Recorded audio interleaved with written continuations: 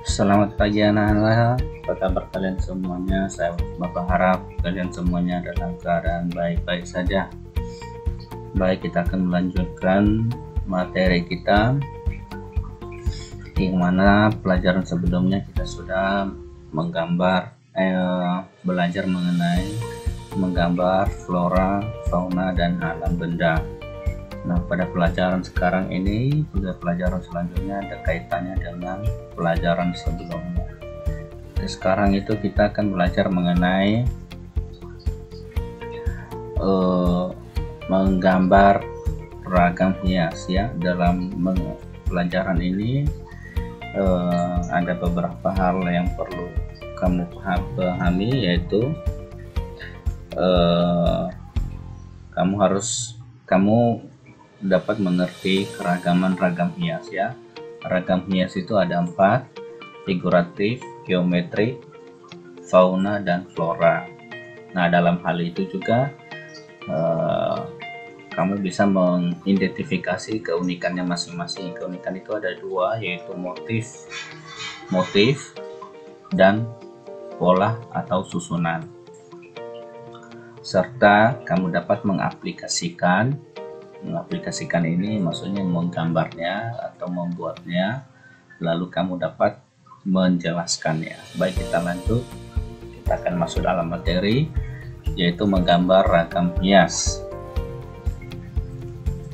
Flora dan fauna di Indonesia sangat banyak dan beragam, sehingga setiap daerah menjadikan ciri atau simbol daerahnya. Kekayaan flora dan fauna itu diabadikan dalam bentuk-bentuk ragam hias. Hal ini dapat dijumpai pada bangunan atau arsitektur rumah-rumah adat daerah. Ragam hias tersebut digunakan sebagai simbol memiliki nilai-nilai kearifan lokal. Ragam hias ini dapat diaplikasikan di atas kayu, kain, kulit, serta tembaga.